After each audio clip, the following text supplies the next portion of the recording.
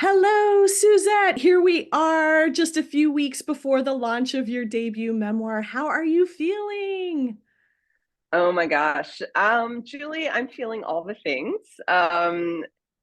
Mostly excitement, anticipation, a little bit of nerves, and I'm sure as we get a little bit closer, the nerves may grow even more. But I happen to have a copy right here. This is my one and only actual copy. This is the real book, not an ARC. We're recording this in mid to late January, and the books, I believe, a couple of days ago were released from the warehouse. So they're on their way now to all the booksellers and all the things. And the official release publication date is February 13th. So the only way through is out.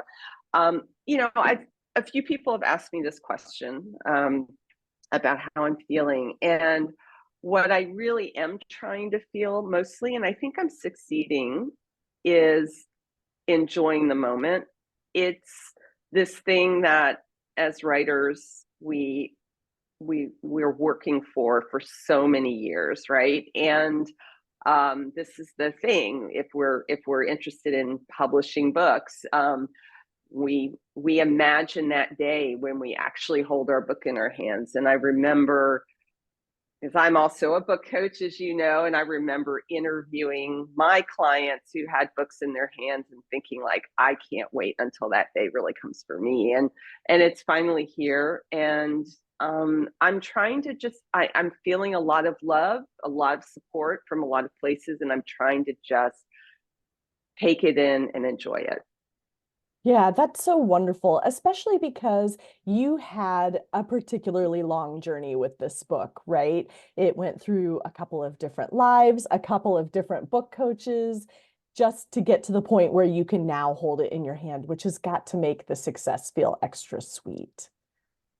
Yeah, it's been quite a journey. I think for memoir, it's not terribly unusual. I think that memoir, it's it's our story. We have to dig. There's so many layers to it, and we keep thinking we've understand it, and then we dig further, and there's more and more to excavate. And that certainly was my case. And I there were so many times I remember thinking, I finally know what my story is about, and then and then I didn't really, or yes, I was right, but there was still another layer and still another layer. And yeah, it was a long journey, and there were definitely times along the way where I wasn't sure I was going to get to this place, and I'm really grateful that I have. Yeah, so let's talk about that a little bit because I'm sure there's some writers out there that are wondering if they're ever going to make it to where you are, just a few weeks out from their your debut book, and they're wondering like, should I give up? Should I keep going? What is the difference between someone who gets to where you are and someone who doesn't?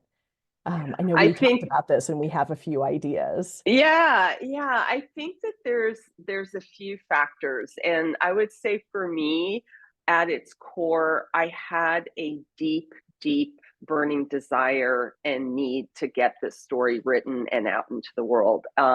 Both in terms of I felt like I had an experience that really led me to understand myself in the world differently. And it was an experience of a midlife revelation about my sexuality. And then the journey to decide, well, what was I to do with this revelation? Was I going to stay in the safe, comfortable life that I had created for myself, which was a very nice life, or was I going to make a leap into an unknown future? And I I felt that my story was a story that many would connect with, whether they are part of the LGBTQ plus community or they're women at midlife who are examining what's next, maybe empty nesters. There's all kinds of possibilities for people who are longing for something more. They have they know there's something else out there for them, but the fear of the unknown, the fear of making a change. So I had a very clear why, that I felt like my story mattered and that there were readers out there that needed it. Also, for me, it was a personal, it was personal in that I wanted to prove to myself that I could get this to the finish line. It was, it really, it mattered to me that it was a quality product. I wasn't going to just, throw something up on Kindle and call it a day. It mattered to me as a professional and somebody who's a book coach that I was producing and writing the best book I was capable of doing. And you were certainly a huge part in that. When I think about other iterations of the book, which were not terrible, but this book is, I'm proud of this book. And so the big answer to your question of what's the difference between somebody who starts a book but doesn't finish it and somebody who actually gets to the finish line, I think it's just having that really clear, deep why of why you're doing this, and the drive that, no matter what, you're going to find a way to get it to the finish line. And I didn't really consider myself to be like this really gritty person filled with resilience, but I think that this journey to from idea to publication, I'm rethinking. I think I definitely was pretty gritty and or I don't know if I'm gritty, but I had a lot of grit in this experience, and I demonstrated resilience because it wasn't easy, as you well know. Yeah, yeah. Well, I do remember when I first started working with you, realizing right up front that you, of course, are a deeply thoughtful and wonderful writer who, at the line level, is a book coach's dream come true, and also realizing at the same time that maybe you didn't quite know what your story was about yet. And so that's a thing too, right? People can either come out of a creative writing program or pivot from a different business altogether and say, like, I know how to write a good sentence that hangs together. I know how to project manage a story, but maybe what I don't know yet is how to make meaning from my own life in the form of a memoir. And of course, this applies for fiction as well, because of the best stories are very personal to us in certain ways. But the thing that I really remember in terms of a point where you really showed grit was when you first were sending your proposal out and not getting the agent response that you had hoped for. And you reached out to me with your query letter and said, "Hey, I think that something's not right here."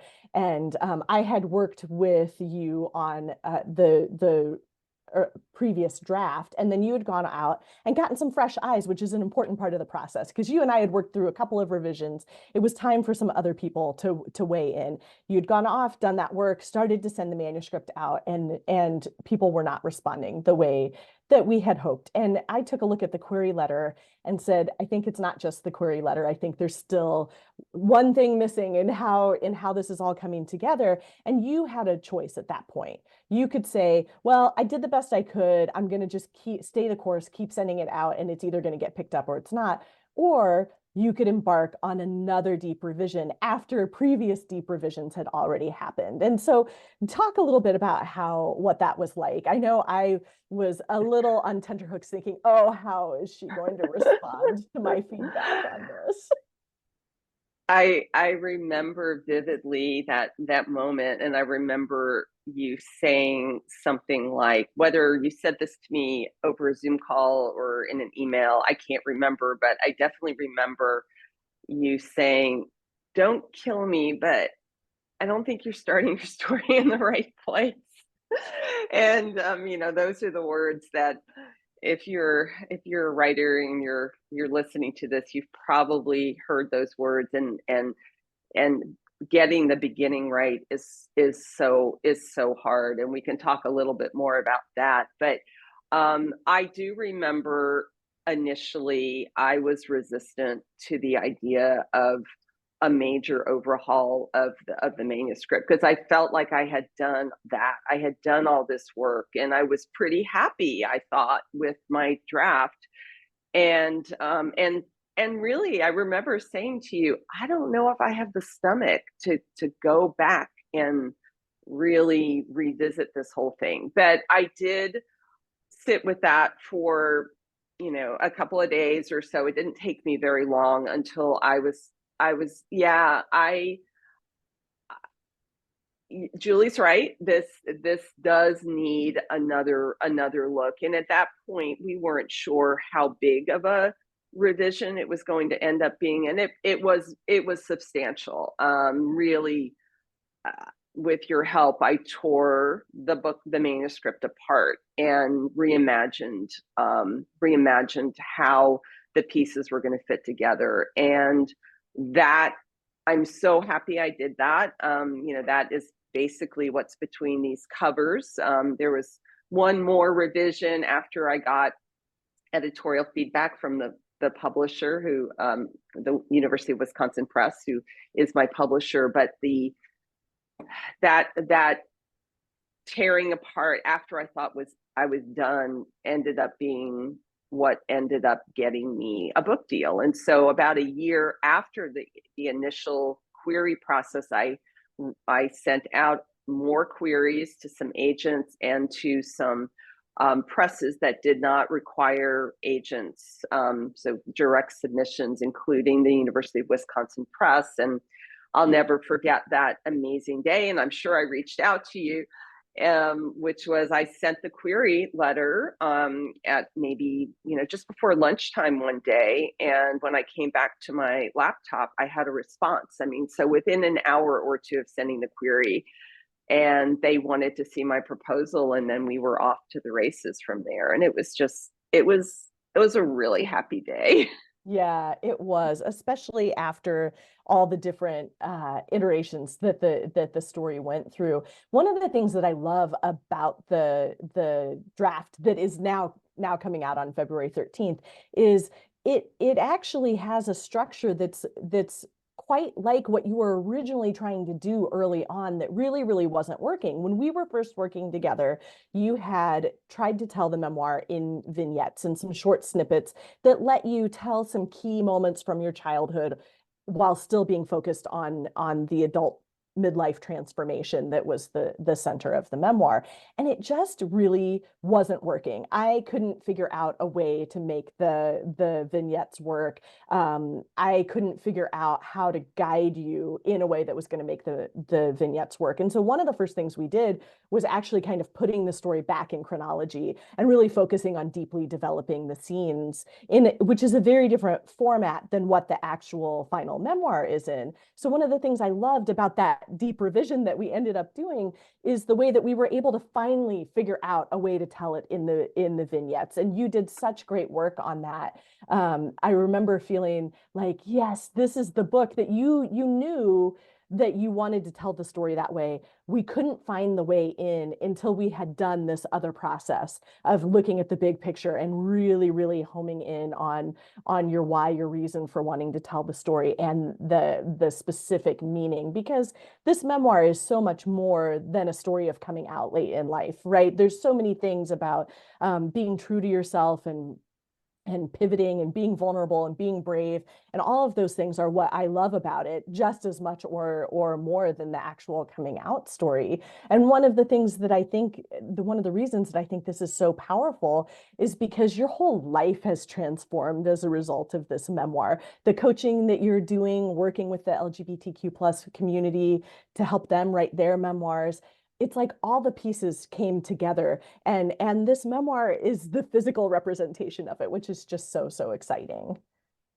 Yeah, I want to respond to a couple of things you said. I'll start with the last part, which is that has been one of the real joys of both living the experience that I lived that is inside these covers. The Only Way Through is out, and writing the book, is that what I've learned and maybe it's obvious, but it wasn't obvious to me, is that when you are living, when you're not living fully authentically in one aspect of your life, it's very difficult. It spills over into everything, right? So I had a lot of struggles, and mostly internal, in between, both of my ears about my professional journey. And this was in my 30s and 40s and into my early 50s.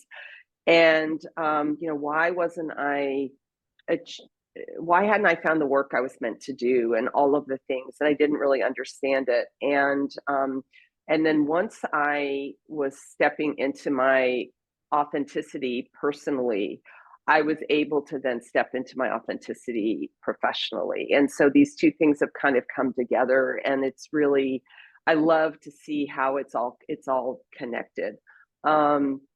And then I want to circle back to your discussion about the structure of the book and the vignettes. And as a book coach, I mostly work with memoir writers, and a particular interest in working with LGBTQ plus memoir writers. And lots of people want to write in vignettes. This is kind of the thing now. I mean, after Untamed with Glennon Doyle's huge hit, and there's a lot of other very successful memoir authors who have written in vignette style. This is the thing everyone wants to do, and it can be done, but you can't just write a bunch of vignettes and throw them into a book and hope that your reader's gonna make meaning out of it.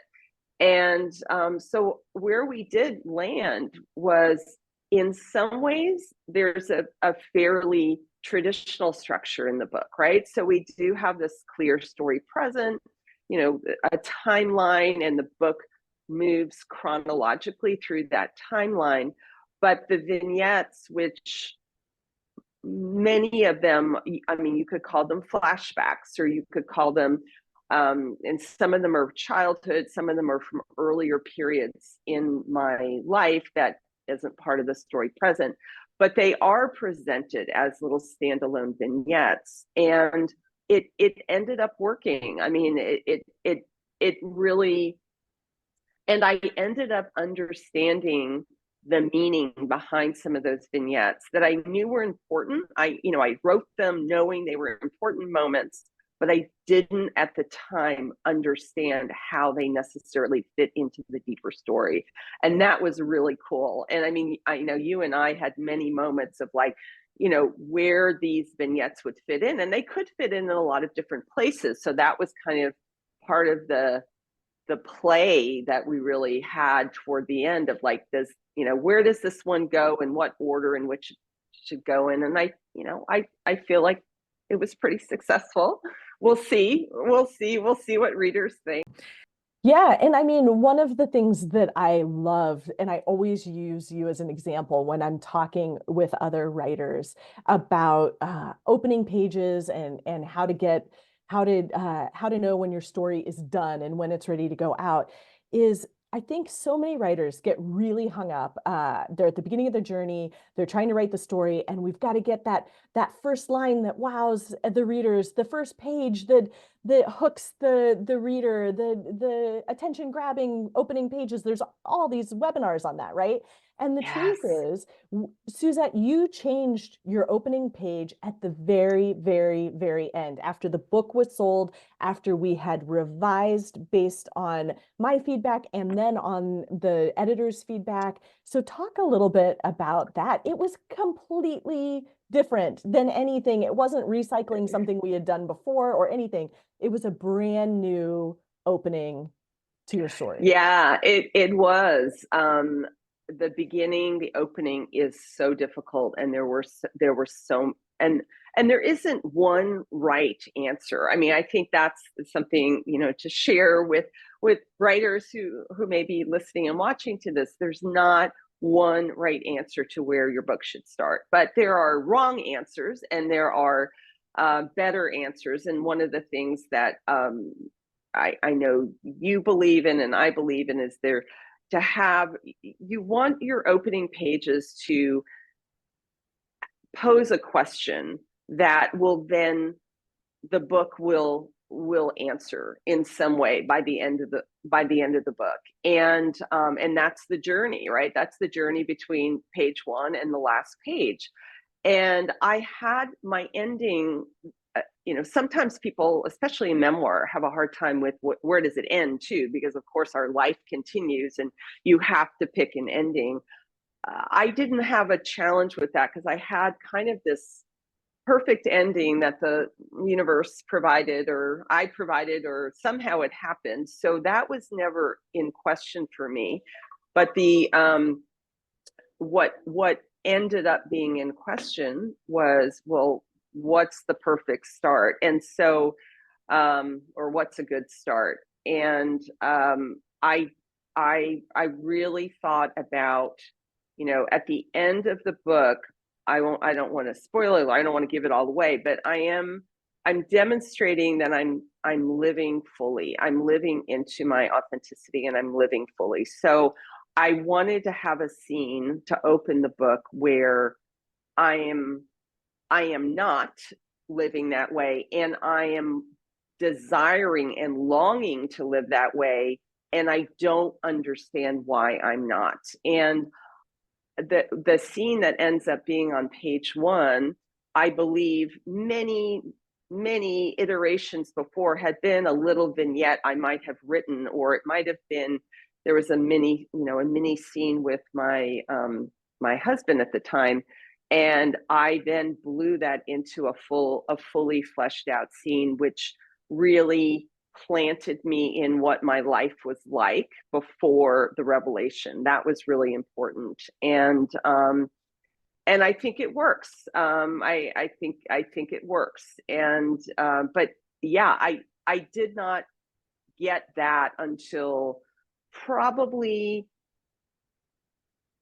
2 weeks before I turned in the final manuscript. And I mean, I think I sent you those pages. I'm like, okay, I think this is gonna, this is the new, these are the new opening pages. And it was kind of scary because as we all know, those opening pages, if you go on Amazon and you read a sample, those are the pages you're going to read. And if they don't work, that's a problem. But And the amazing thing for me was opening those, because my first response was, oh no, don't mess with it at this yeah. late stage, because you had multiple openings and all of them were beautifully written. All of them were important, and many of them are still in the book elsewhere, right? But I read those pages and I was like, yes, that's the right opening. And almost unedited. Like, we didn't have to make the kind of substantive changes that we made elsewhere. It's like your intuition knew suddenly what the opening needed to be, and it just poured out, which is really a pretty exciting thing. It is, and I know how frustrating it is as a writer to not be able to nail that opening. And so if you're listening and you're in that place of frustration, I see you, I feel you. And I think that the lesson learned for my experience is that don't let that stop you from writing forward. And you will likely, you put a placeholder in, do your best to figure out your opening and then write forward. And you may not nail that opening until the very end.